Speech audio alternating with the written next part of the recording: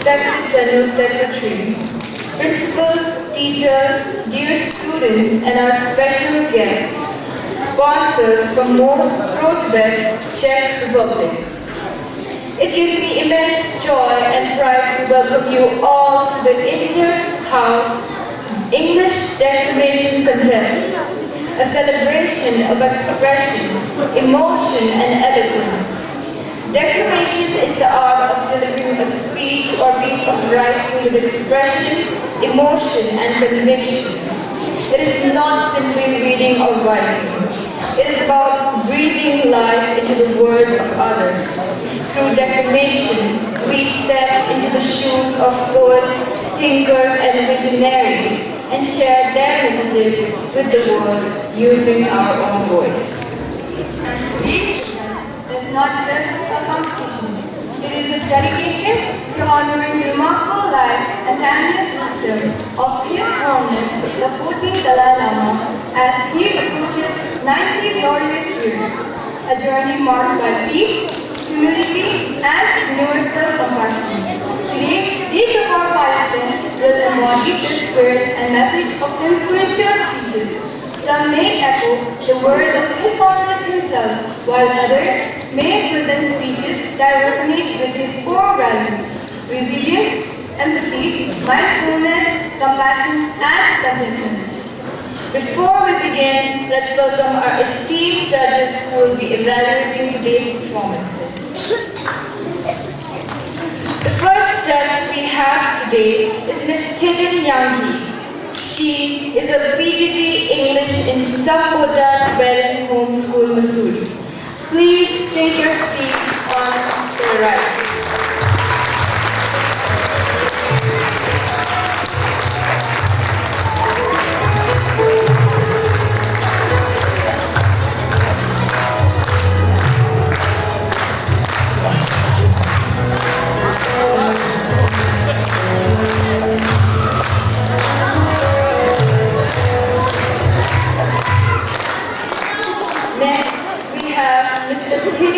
As our second judge, who is a PGT English from Sambuddha Tibetan School, Missouri.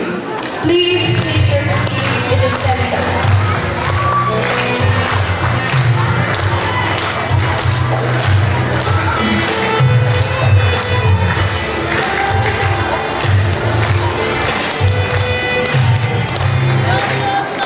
The last judge we have with us today is Mr. Doji Thiring from our sponsorship department.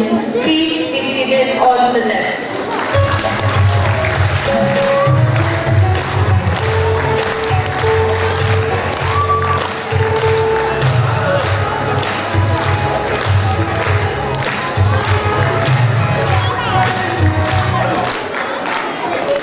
We would now like to introduce all our participants from all the 5 houses. First, we have Nyati House. From class 6, we have Dejin Shigi.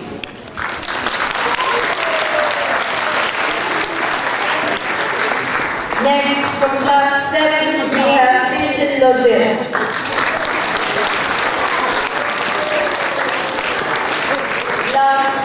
Lastly, we have Tenzin Nishi from class 8.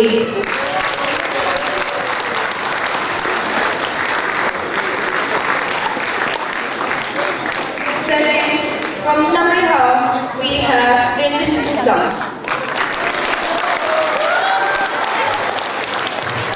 Next, Vincent Solzin. Lastly, Nawang Chenzong.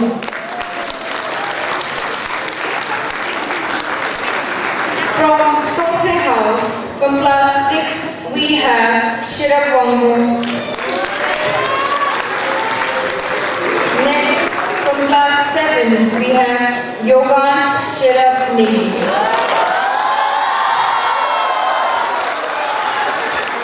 Next, we have Tenzin Yangi from class 8. From Tisong House, from class 6, we have Dejin Duma. From class 7, we have Tenzin Children. Lastly, from class 8, we have Tenzin Hapa. From Children House, we have Tenzin Chokse from class 6. Tenzin Rabye from class 7.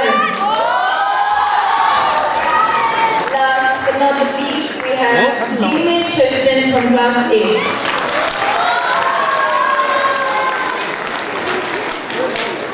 I would now like to read out the standing rules of today's contest. Number 1. The declamation comprises 3 segments. First, word count.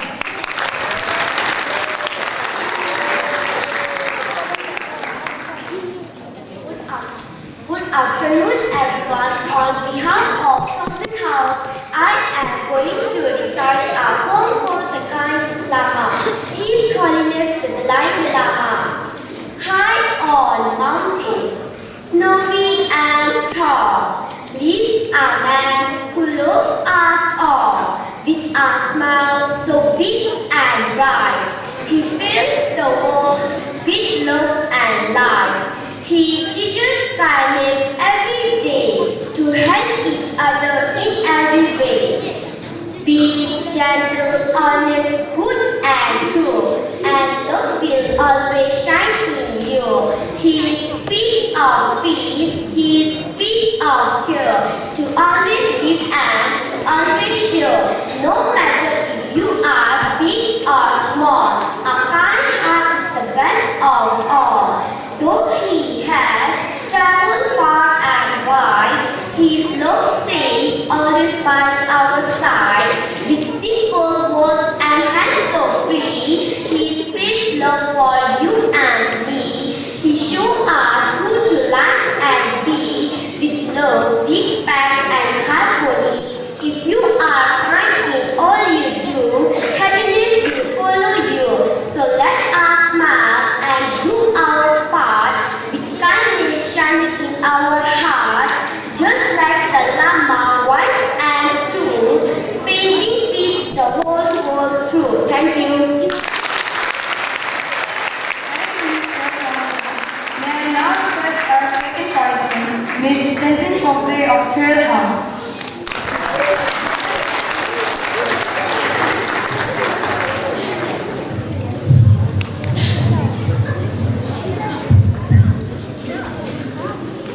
Good afternoon to General Secretary, Assistant General Secretary, Principal, Teacher, Judges, and my chief friends. Today I, Tenzin Chokse, representing Children House, would like to recite a poem titled The Dalai Lama's Light. The Dalai Lama's Light. In the heart of the mountain, where silence reigns, a soul of compassion, breaking all chains. The Dalai Lama, with wisdom profound, spreads peace and love, where sorrow is found.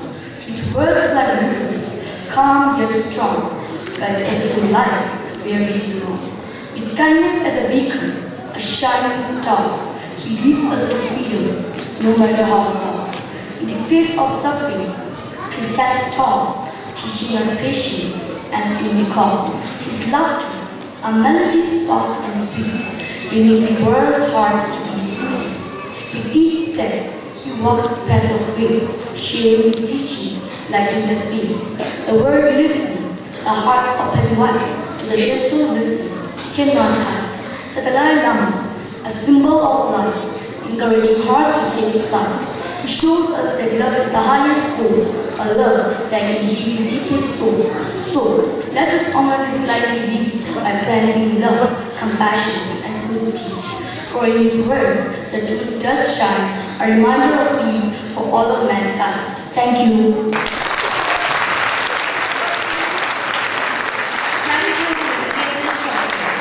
Next participant we have is Master Tenzin Kusama of Namri House.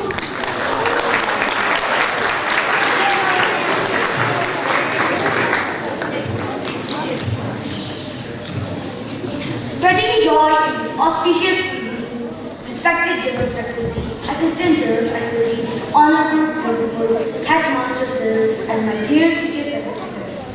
Today, I, Tenzin Kusama, representing Namri House, is going to recite the original poem inspired by the spirit of His Holiness the Dalai Lama's teachings. Title: The Mountain Sage's Quiet Song.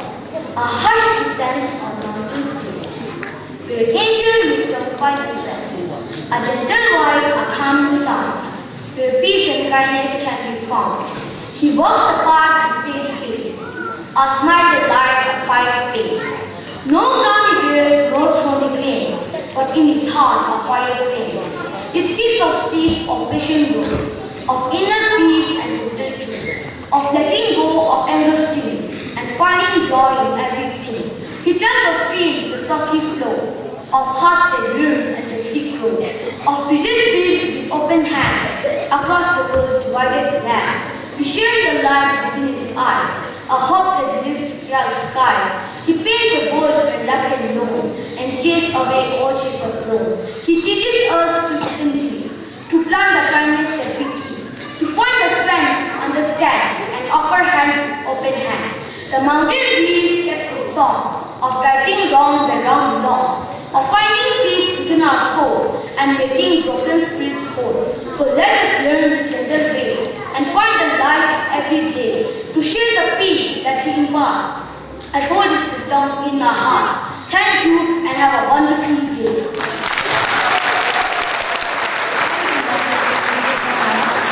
I would now like to call on Ms. Listen Roma.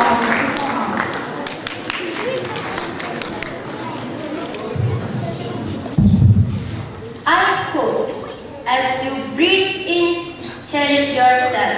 As you breathe out, cherish all beings." I repeat, as you breathe in, cherish yourself. As you breathe out, cherish all beings. I unquote by His Holiness the 14th Dalai Lama. A very warm good afternoon to all the respected judges, conveners, principal madam, headmaster, staff members, and my dear parents. I, Dechin Roma, representing Chisholm House, would like to recite a short poem written by our beloved leader, His Holiness the 14th Dalai Lama, titled Paradox of Our Age. We have bigger houses, but smaller families, more conveniences, but less time. We have more degrees, but less service, more experts, but more problems, more medicines, but less happiness. We have been all the way to the moon and back, but have trouble crossing the street to meet the new neighbor. We built more computers to hold more information, to produce more profits than ever, but have less communication. We have become long on quantity, but short on quality. These are the times of fast foods, but slow digestion. Tall men, but short character. Sleep for weeks, but shallow relationships. It is the time where there is much in the window, but nothing in the room. Thank you and have a great day. Thank you, Ms. Vicky. Last recital we now have is Ms. Mason Chidi of Nyata House.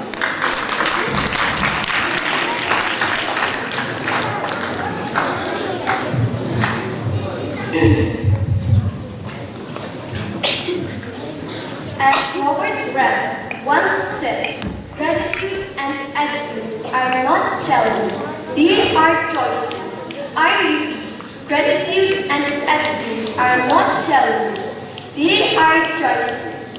Good afternoon, respected judges, influential teachers, staff members, students, and my dear fellow opponents. I, Dechin Shubi, representing Nyati House, am going to present a tribute of gratitude to His Holiness the 14th Dalai Lama. Here I go. Oh, guiding light in our darkest night, your wisdom shines ever so bright. Through valleys of sorrow you lead the way, giving us hope with each passing day. You are the beacon in stormy skies, a fatherly love and never dies. From exiled hearts and scattered dreams, you taught us peace through secret streams. Your words like balm on wounded souls helps us dream what's our soul.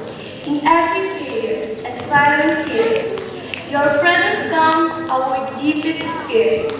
You taught us kindness, love, and grace to meet each trial with a peaceful face. Your smile reflects the strength we hold, a legacy more precious than gold. Through you, compassion finds its voice, and peace becomes our sacred choice. Amidst the mountains, crisp and cold, your blessings are the warmth we hold. You have shaped our hearts, our mind, our faith, teaching patience when filled with hate. A shepherd guarding lost and torn, you gave us strength to be reborn. For every lesson, every prayer, for showing that love's everywhere. Dear people, how can words convey the depth of gratitude we feel each day? You gave us roots, you gave us wings, taught us to find peace in simple things. So here we stand, young hearts in bloom. In your presence, there is no room for gloom. We vow to carry your light ahead, to walk the path where you have led. Forever grateful, we humbly pray. May you bless us always every day. Thank you.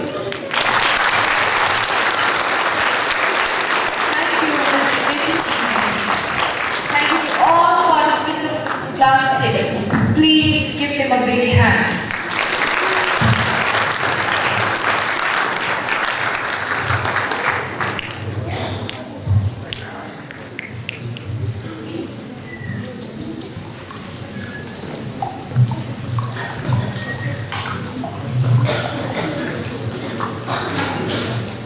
Let's begin segment 2, speeches on the values of secular ethics. Next, we move on to speeches that reflect on the core values of secular ethics. Good afternoon, everyone. Honorable General Secretary, dear sponsors, respected judges, staff members, and my dear friends. It is a pleasure to stand before you today and discuss a topic that lies at the heart of human existence, yet often feels just out of reach: contentment. In a world fueled by ambition, desires, and constant comparison, contentment is a virtue that's both precious and misunderstood. Today, I want to delve deeper into what contentment truly means, why it is so essential for our well-being, and how we can cultivate it in our lives.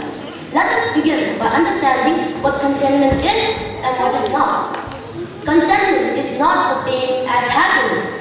Happiness is often tied to external circumstances. A promotion at work, a celebration with friends, or excitement for a new experience. Contentment, on the other hand, is more enduring. It is the state of inner peace and satisfaction, independent of life's ups and downs. It is the ability to say, I have enough, I am enough, without feeling the constant need for more. However, contentment is often misunderstood. It is not about giving up on our goals and ambitions. It is not about settling for mediocrity. Rather, it is about finding balance, striving for growth and improvement, while valuing and appreciating what we already have. As the saying goes, happiness is not having what you want, but wanting what you have. In our modern world, contentment seems increasingly elusive. We live in a culture of more success, more possession, more validation from others. Social media, for instance, has turned comparison into an everyday habit. We see others' highlights, their vacations, accomplishments, and seemingly perfect lives, and we wonder, why isn't my life like that? But this constant comparison is a trap. It blinds us with blessings in our own life and breeds dissatisfaction. The key to breaking free from this cycle lies in gratitude. Gratitude is the foundation of contentment. It shifts our focus from what we lack to what we already have. When we take time to appreciate the little things, a promotion and a kind word from friends, a a meal shared with the loved ones, and the beauty of sunrise, we begin to see how rich our lives truly are. Gratitude teaches us that even in imperfection, there is beauty in abundance. Another essential aspect of contentment is living the present moment. Too often, we dwell on the past or worry about the future, missing the simple joys of the here and now. Contentment invites us to pause, breathe, and savor the present. It reminds us that life is made up of small fleeting moments, and it is these moments that make it beautiful. Let me share a story to illustrate this point. There once was a fisherman who lived in a small coastal village. Every day he would catch enough fish to feed his family and spend the rest of his time enjoying life, playing with his children, spending time with his wife, and relaxing under the shade of a tree. One day, a businessman visited the village and told the fisherman, "Why don't you catch more fish and sell them? You could earn more money. Buy a bigger boat and expand your business. Eventually, you could retire and enjoy your life." The fisherman smiled and replied, "But I'm already enjoying my life." This story reminds us that contentment is not about chasing a distant ideal. It is about recognizing and cherishing the life we have right now.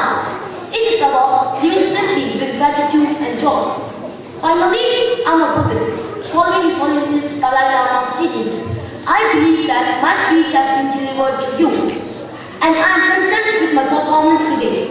So, let us choose contentment, let us choose peace, and let us remember that in the end, it is not what we have, but who we are that truly matters. Thank you all.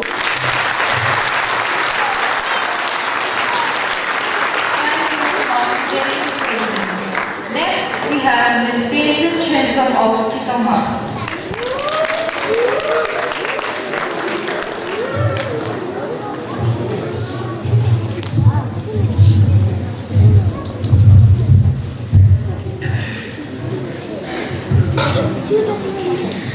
A very warm good afternoon to all very distinguished guests, respected judges, conveners, staff members, and all my fellow mates.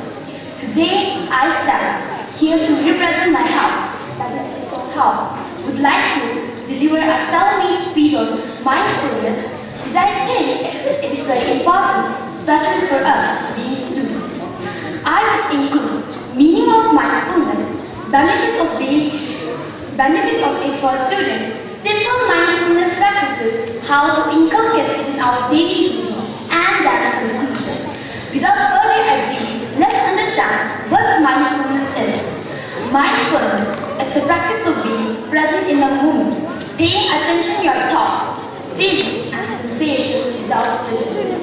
It's about cultivating awareness, clarity, calmness in the midst of chaos. Secondly, let's gather about the benefits of being mindful. As a student, life can get overwhelming between classes, assignments, exams, and extracurricular activities. It's easy to feel stressed, anxious, and burnt out. But my dear friends, there is a powerful tool called mindfulness, which will help you eliminate these challenges and maintain a healthy, balanced life.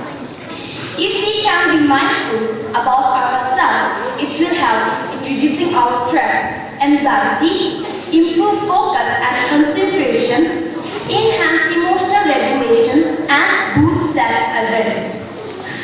Third, how to practice simple mindfulness for students. Very easy. Morning meditation, deep breathing exercises, mindfulness walking, and gratitude practice. Second, gratitude practice. Venturing out on a new journey, achieving it at our first attempt may not be always possible, but neither it is impossible too. We must take slow steps like a turtle, be consistent, and have some patience, be kind to yourself. As time is limited, I would like to conclude here reminding all my fellow mates that mindfulness is such a powerful tool that can ease your stress, anxiety, and make you realize that who you are truly. So why not give mindfulness a try? Your mind, body, spirit will thank you. I am sure. Thank you and have a great evening.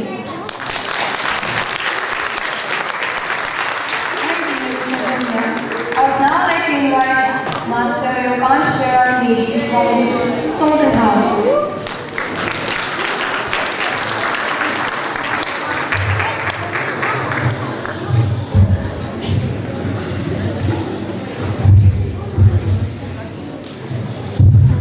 Good afternoon, everyone. Today, I, Yuvash of Class 7, behalf of Somen House, would like to deliver a speech given by His Holiness the 14th Dalai Lama on resilience. Human beings are social animals. Showing kindness to each other comes naturally to us from the moment we are born. In the past, we may have been in isolated communities, but today, when we are all interdependent, when we all live in a global economy, we have to take the whole of humanity into account. To be resilient, we have to maintain our determination and conduct ourselves with compassion and non-violence. As long as we are able to overcome our problems, we must make an effort to do so without giving up. To do otherwise will just be a cause of regret. When I escaped from the Bulika Palace in Lhasa on 17th March 1959, we didn't know if we would reach still rise on another day. But we didn't give up because we were determined and able to overcome the obstacles before us and escape. We reached India as refugees, where eventually we were able to settle down. With the support of Government of India, we established schools where our children could study their own language and culture. We re-established monastic center of learning, where monks and nuns study rigorously and keep the Indian tradition alive. Many of the problems we face are our own creation. They come about because we insist on seeing people in the term of us and them.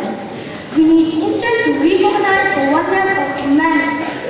Since religion sometimes cause problems, we need to adopt circular attitudes towards it. That we find in India. This means showing respect towards all who follow a spiritual path, as well as those who have no.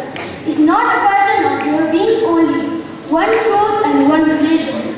There are many religions, as well as many aspects of truth. Thank you all.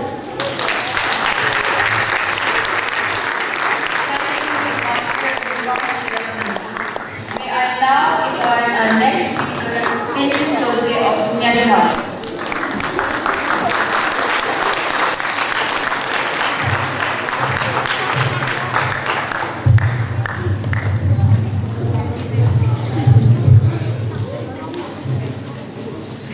Good afternoon to all respected judges, compassionate teachers, staff, and every other beautiful soul present in this prestigious auditorium. I, Jason Closer, the Refugee House, and I'm going to talk about empathy, learning from the teaching of His Holiness the Dalai Lama. Here, empathy is the ability to understand what another person is going through. It means putting yourself in someone else's place and feeling the interest and pain as if they were your own. His Holiness the Dalai Lama says that empathy is one of the most important qualities we can develop as human beings. He often reminds us that true happiness comes not from material success, but from the love and care we show to others. What is empathy? Empathy is not just feeling sorry for someone.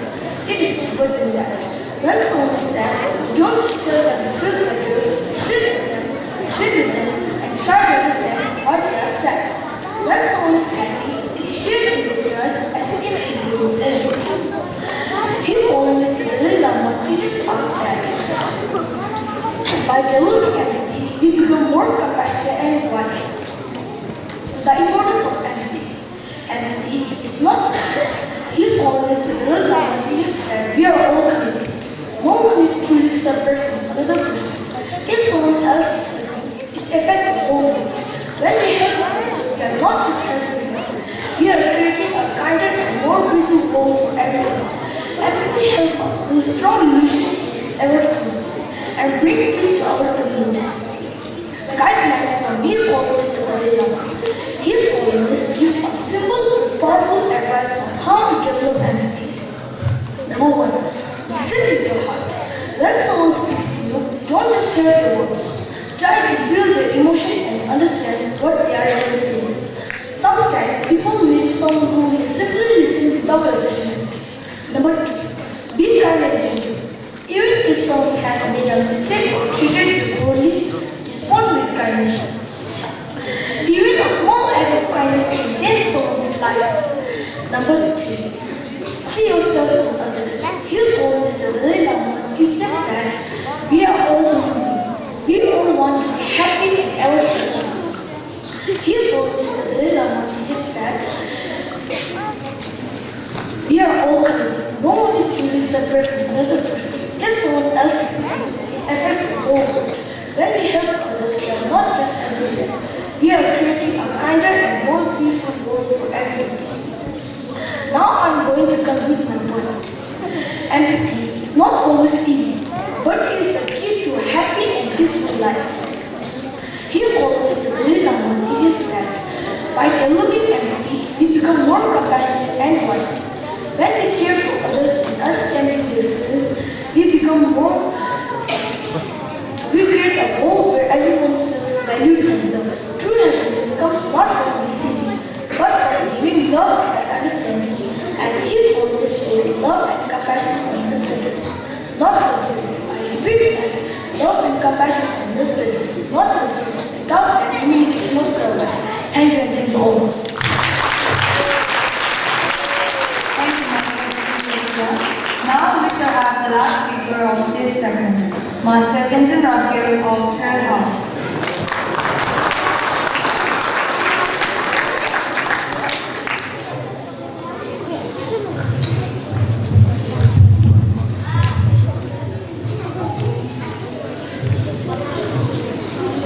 Good afternoon, everyone present here. I, Vincent Raphael, on behalf of Third House, would like to deliver a speech on one of the core values of civil is compassion. Leaders, whatever field they work in, have a strong impact on people's lives and on how the world develops. We should remember that we are visitors on this planet.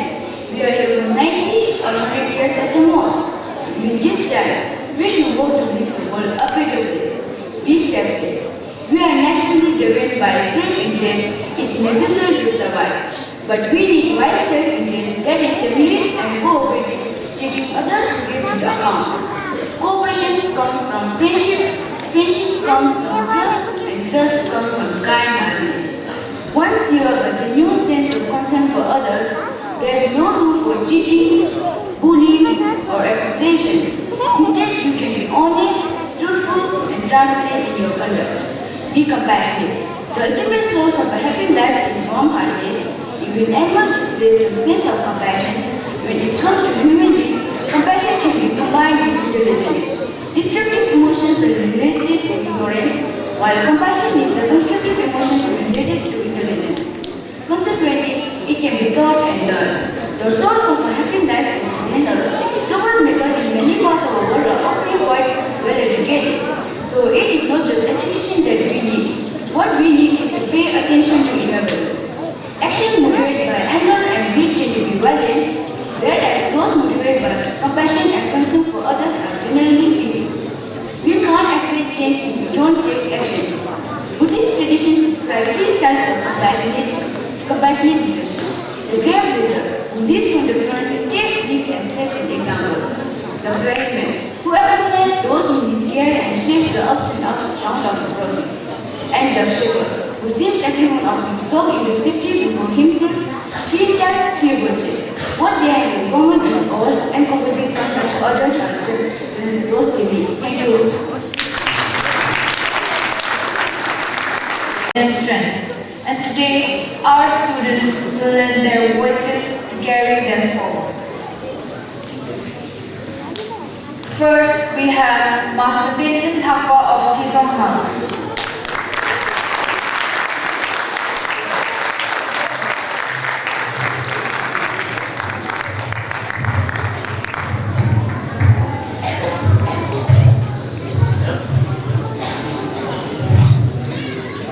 I quote, when the power of love overcomes the love of power, the world will know peace. I unquote by Jimi Hendrix. A very warm good afternoon to all the jury members, conveners, staff staff members, my co-contestants, and lovely audience. I, as a Sapa representing Chisholm House, would like to deliver a speech given by His Holiness the 14th Dalai Lama while accepting Nobel Peace Prize on 10 December 1989. Your Majesty, members of Nobel Committee, brothers and sisters, I am very happy to be here with you today to receive the Nobel Prize for Peace. I feel honored, humbled, and deeply moved that you should give this important prize to a simple monk from Tibet. I am no one special, but I believe the prize is a recognition of the true value of altruism, love, compassion, and non-violence, which I try to practice in accordance with teaching of Buddha and the great sages of Tibet and India. I accept the prize with profound gratitude on behalf of the oppressed everywhere and for those who struggle for freedom and hope for world peace. I accept it as a tribute to the men who have founded the modern tradition of non-violent action for change, Mahatma Gandhi, whose life taught me and inspired me. And of course, I accept it on behalf of the 6 million Tibetan people, my brave countrymen and women inside Tibet, who have suffered and continue to suffer so much. They confound a calculated and systematic strategy aimed at the destruction of their national and cultural identity. The prize reaffirms our conviction with the truth, courage, and determination as our weapons. Tibet will be liberated. Any relationship between Tibet and China will have to be based on the principle of equality, respect, trust, and mutual benefit. It will also have to be based on the principle which the wise ruler of Tibet and of China laid down in a treaty as early as 823 AD. Carved on the pillar, which still stands in front of the Jokam, Tibet's holiest shrine in Lhasa, that Tibetans will live happily in the great land of Tibet and Chinese will live happily in the great land of China. As a Buddhist monk, my concern extends to all the members of human family and indeed to all sentient beings who suffer. I believe all suffering is caused by ignorance. People inflict pain on others in the selfish pursuit of their satisfaction or happiness. As we enter the final decade of this century, I am optimistic that the ancient values that have sustained mankind are today reaffirming themselves for a happier 21st century. Thank you. Free Tibet.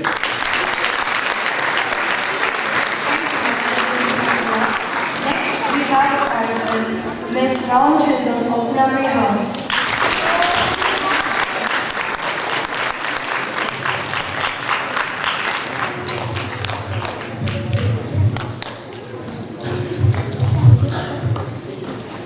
Honored guests, devoted mentors, and my dear attendant listeners, I am Mom Chisholm, representing Memory House.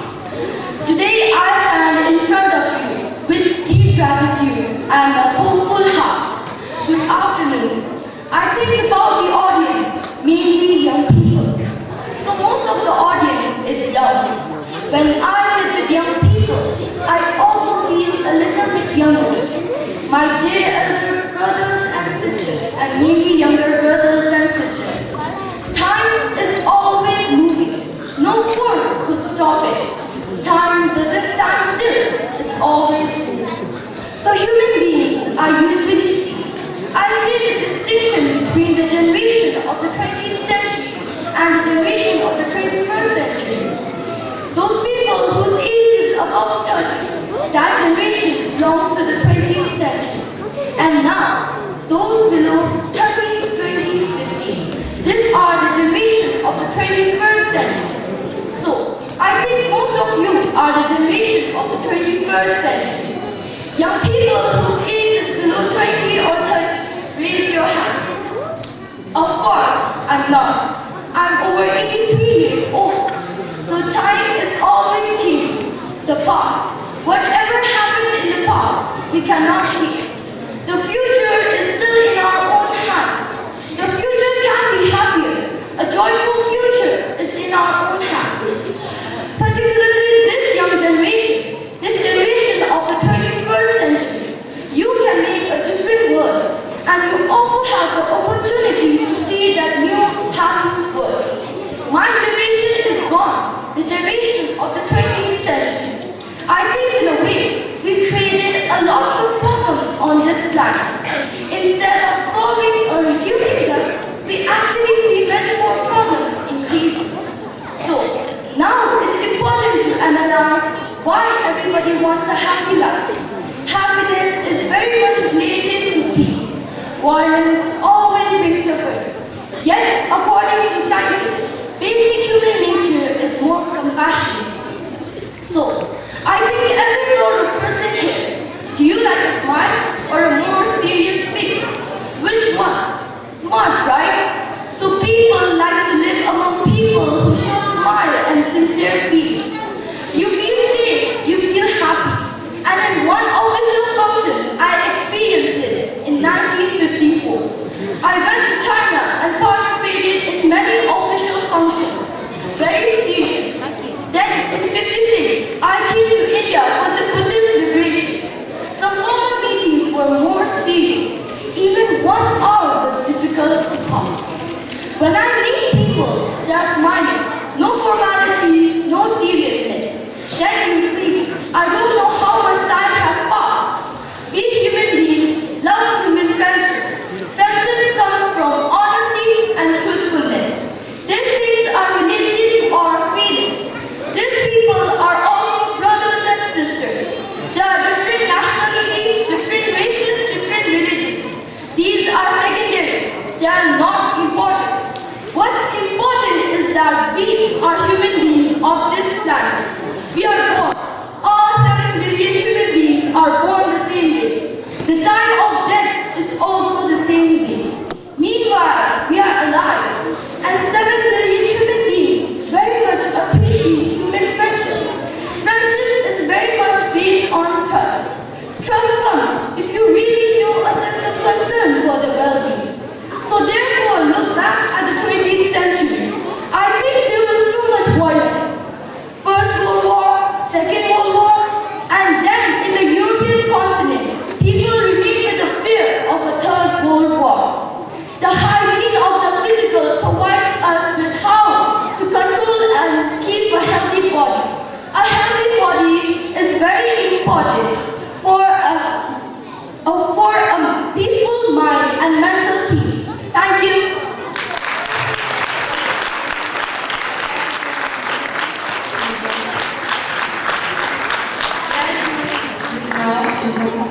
Next, I would like to invite Ms. Nishi of Myanmar.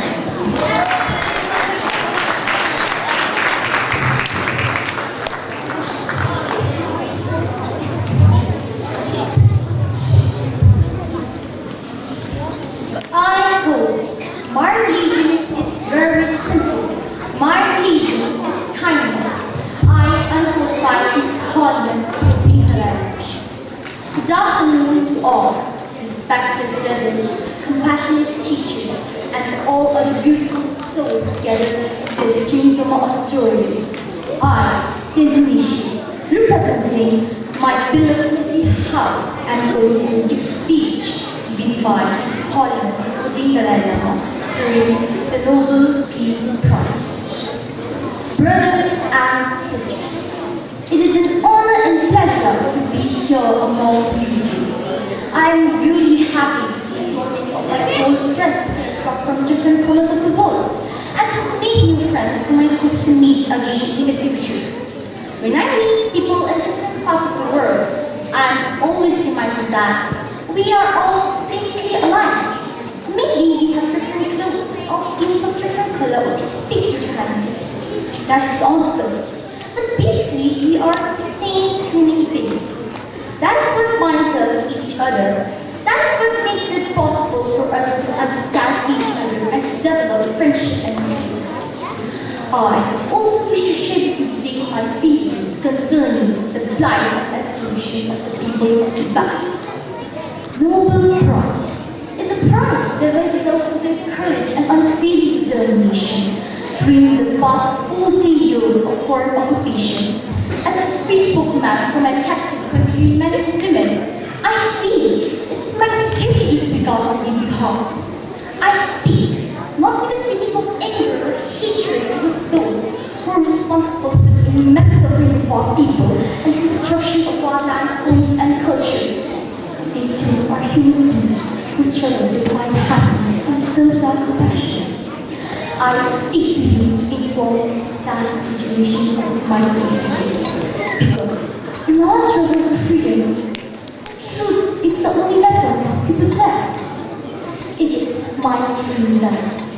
entire Tibetan people become a peaceful refuge, where humanity and religion could live in peace in a harmonious balance. It would be a place where people from all over the world would come to seek the true meaning of peace within themselves, away from the tensions and pressures of the materialism of the world. Tibet could indeed become a creative center for the promotion and development of peace. In conclusion, let me share with you a short prayer which gives me great inspiration and determination. For as long as peace endures, act. For as long as living beings remain.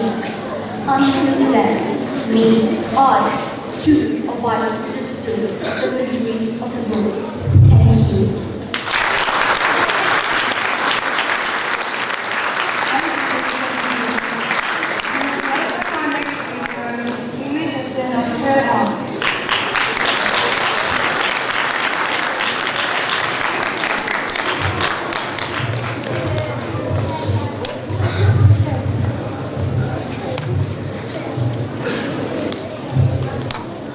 Good afternoon, everyone. Today, I, Declamation, on behalf of Dalai House, going to deliver a speech which was originally given by His Holiness the 14th Dalai Lama during the Congressional Gold Medal. It is a great honor for me to receive the Congressional Gold Medal. This recognition will bring tremendous joy and encouragement to the Tibetan people, for whom I have a special responsibility. Their welfare is my constant motivation, and I always consider myself as their peace spokesperson. I believe that this award also sends a powerful message to those many individuals who are dedicated to promoting peace, understanding, and harmony. On a personal note, I am deeply touched that this great honor has been given to me. A Buddhist monk born of a simple family from the remote Amdo region of Tibet. As a child, I grew up under the loving care of my mother, a truly compassionate woman. And after my arrival in Lhasa at the age of 4, all the people around me, my teachers, and even the housekeepers taught me what it means to be kind, honest, and caring. It is in such an environment that I grew up. Later, my formal education in Buddhist thought exposed me to concepts such as interdependence and the human potential for infinite compassion. Today, it is a conviction in these values that gives a powerful motivation to promote basic human values.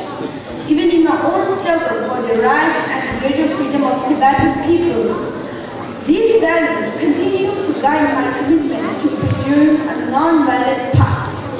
On the future of Tibet, let me take this opportunity to recognize from the depth of my heart the support extended to us by the American people within the People's Republic of China. In conclusion, on behalf of 6 million Tibetan people, I wish to take this opportunity to recognize from the depth of my heart. I thank you once again for the high honor that you have bestowed on me today. Thank you all.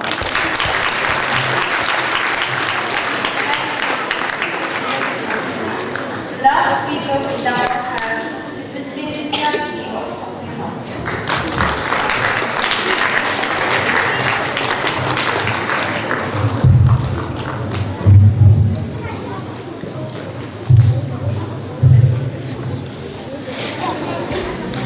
Afternoon, respected judges, sponsors, esteemed dignitaries, teachers, and my dear audience. I, Tenzin Yankee, from Class 8A, am honored to be representing Somson House today. The extract that I will be delivering is based on a speech titled His Holiness the 14th Dalai Lama, Why I'm Hopeful About the World's Future, published in the Washington Post on June 13, 2016.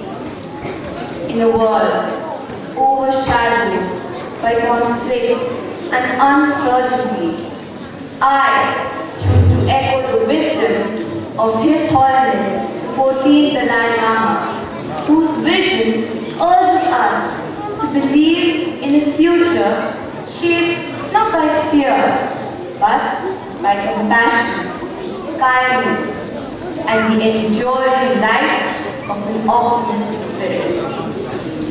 Why I'm hopeful about the world's future. Almost 6 decades have passed since I left my homeland, Tibet, and became a refugee. Thanks to the kindness of the government and the people of India, that we, Tibetans, found a second home where we could live with dignity and freedom, able to keep our language, culture, and Buddhist traditions alive. My generation has witnessed so much violence. Some historians estimate that more than 200 million people were killed in conflicts in the 20th century. Today, there is no end in sight to the horrific violence in the Middle East, which, in the case of Syria, has led to the greatest refugee crisis in a generation. Appalling terrorist attacks, as we were sadly reminded this weekend, have created deep-seated fear.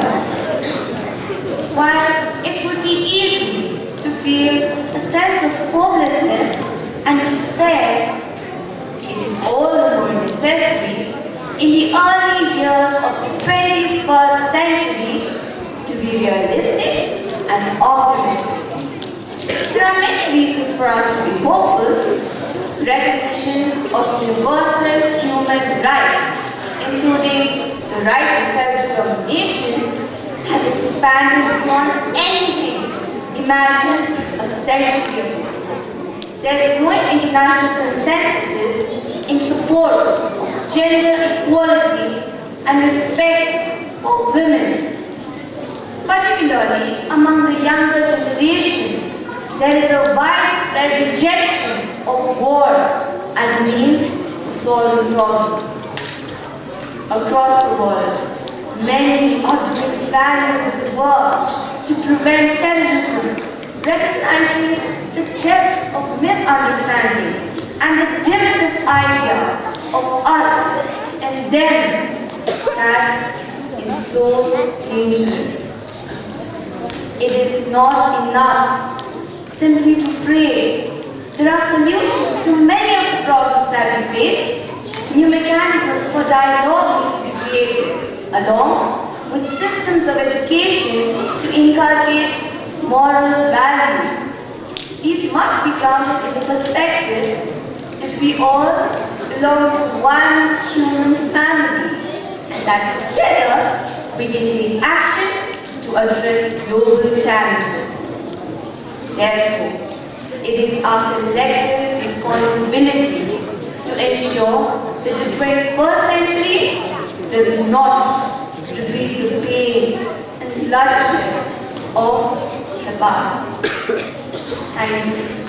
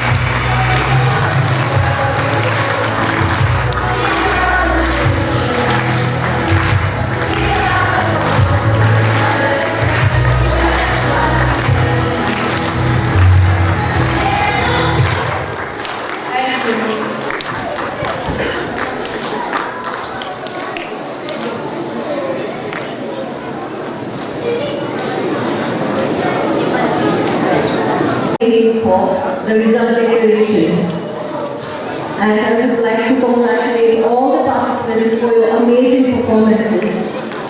So, to present the certificates and trophy to the winners and participants, I would like to request our guest, Mrs. Yana, to please do the honor. That is the poetry recitation segment. In the third place, we have Master Tenzin Punsang of Namihal.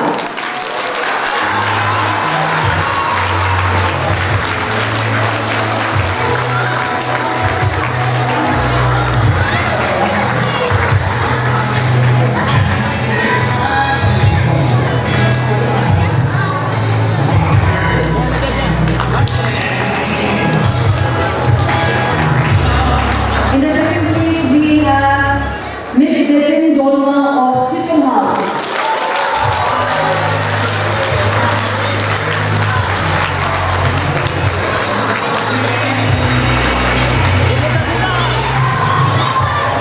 And in the first place, we have Miss Dejen Chiki of Chisholm House.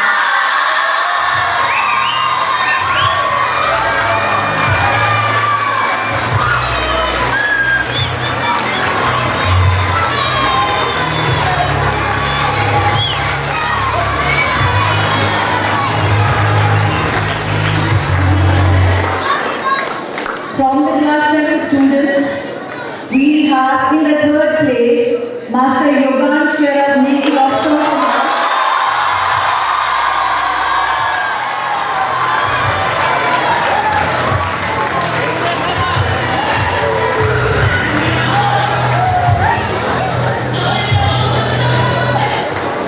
In the second place, we have Tenzin Chundong of Chisholm House.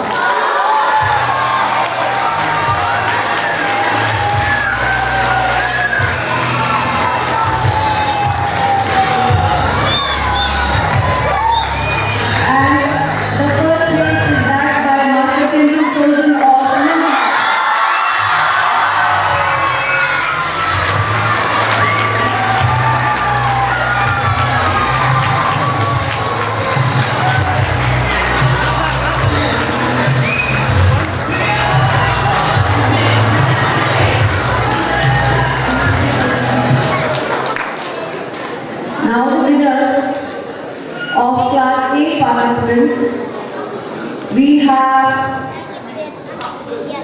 Master Tenzin Yishi of Yeti House in the third place.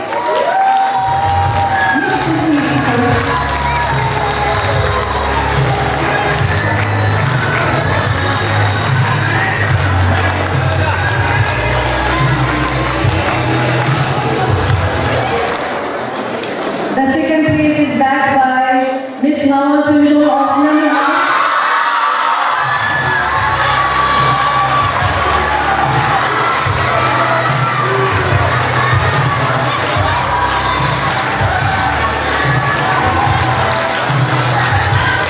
And in the first place we have Tenzin Yanki of Soham.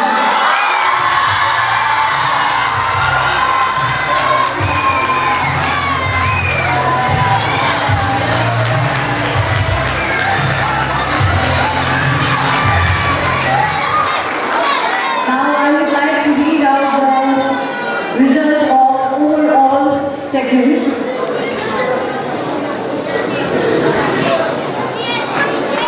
In the third place, we have Nyeti House with 156.5 crores.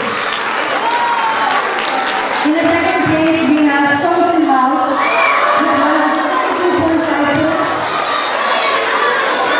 And this year's inter-house English Declamation winner's trophy goes to Lama House.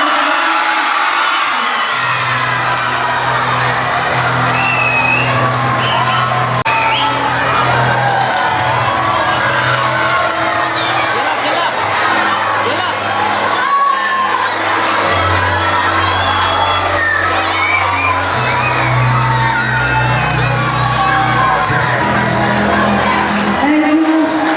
And it would be a pleasure if Mrs. Yana could share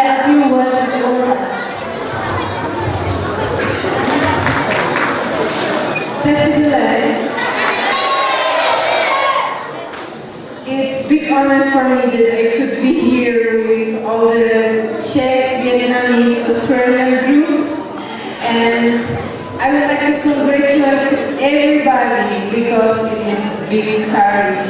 And if I were to participate, I would definitely be the last. So in my eyes, you all are winners, and I just want to say the topic is incredible, and I can't imagine children and students in the Czech Republic to have the poems and speech in English in such a topic, and I think it can become like big inspiration for the Czech children. And I have to think how I can bring it to Czech. So, oh, you are great. And I asked Hani, as a native speaker, she can speak much better than me, to tell you something.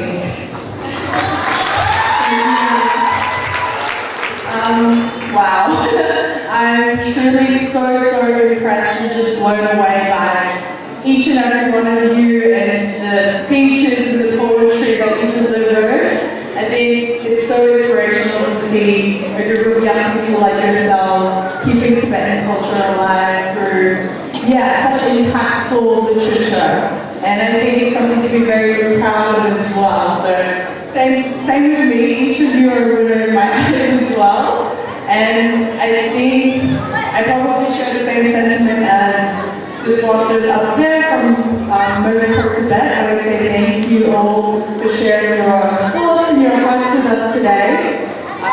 I know it's not easy to speak in front of all of your peers, and especially about topics that are so deep and meaningful as well, but you all did it with such courage and confidence, and I think that's really special. So you're all such powerful speakers, and I'm really excited to see what you will achieve in the future.